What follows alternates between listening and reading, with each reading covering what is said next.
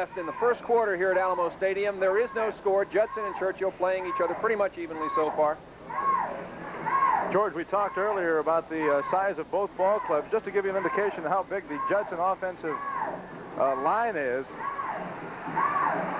they average 169.7 pounds per man. Deere back to pass.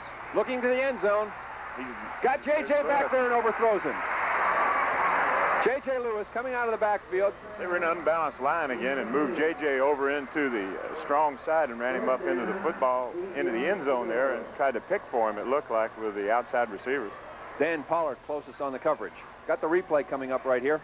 And I think you can just barely see that they're in an unbalanced line situation as Deere sprints out. He's looking for Lewis, who slipped inside and into the end zone while the outside receivers had moved underneath. So that'll bring up a 4th and 8 situation. Ball on the 13-yard line. Don Martin's going to play kicking chores here. Number 64, Don Martin. Chris Agisatellis, the holder. The 21. Down and up. Looks good. 31-yard attempt is good. It is. So Judson takes a 3-0 lead here. Judson strikes first, and the turnover was the big play.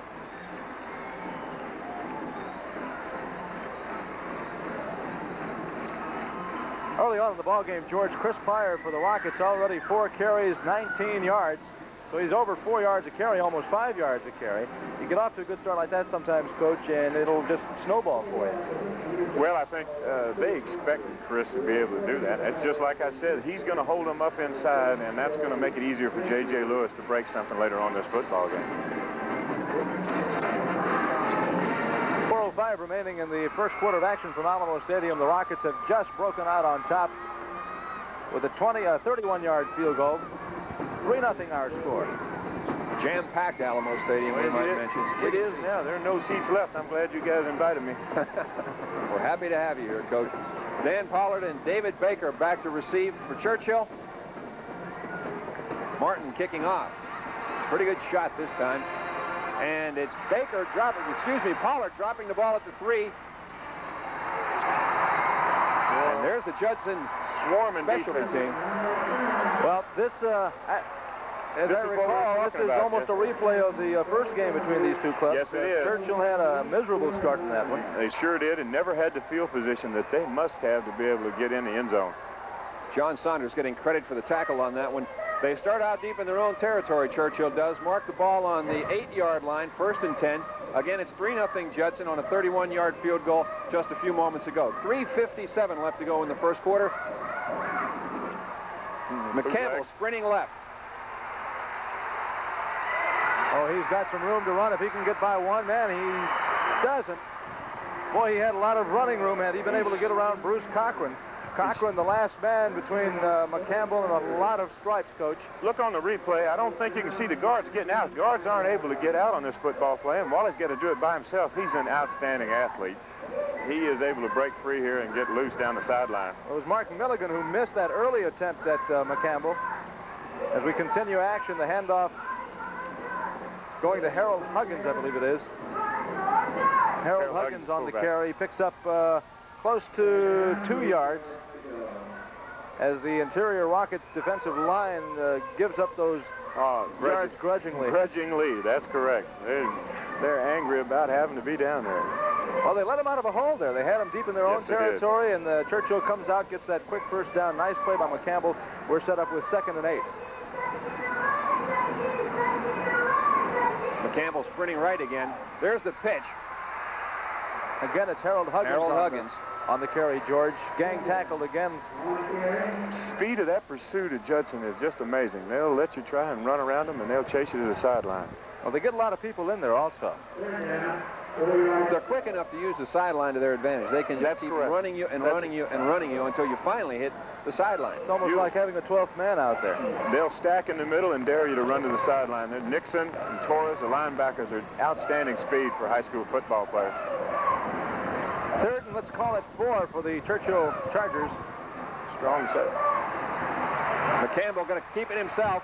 Brought down that time on a nice tackle. Arnold Baker. Arnold Baker. Our first flag of the game. Mark Milligan also in on the tackle, and the flag is down. They're in a strong set now, and they're sprinting into the wide side of the football field. And you can see the effort on Arnold Baker's part to come over here and get a hold of Wally McCampbell. There's a late hit. You can see that right there. Well, it's the first penalty of the ball game, and it's a big one. It's going to cost him 15 yards. Set up Churchill with the 1st and 10. Otherwise, they would have been forced to punt. They were short of the first down by a couple of yards. Judson gets hit with their first penalty, and it cost them dearly. Ball on the Churchill 48 officially. Campbell still at quarterback. Robert Locke splits out to the right. Locke is open. Campbell looking for him. Oh, cannot make the catch. Had him open early. Bruce Cochran on the coverage. Locke ran a good route that time. Got between the linebacker and the defensive back and stumbled as he made his cut. Otherwise, he made a catch. He had a nice opening out there. If they could have gotten the ball to him before he fell down. 2nd down and 10 now. Ball still on the 48. 2 minutes and 8 seconds left in the first quarter. Judson leads it 3-0.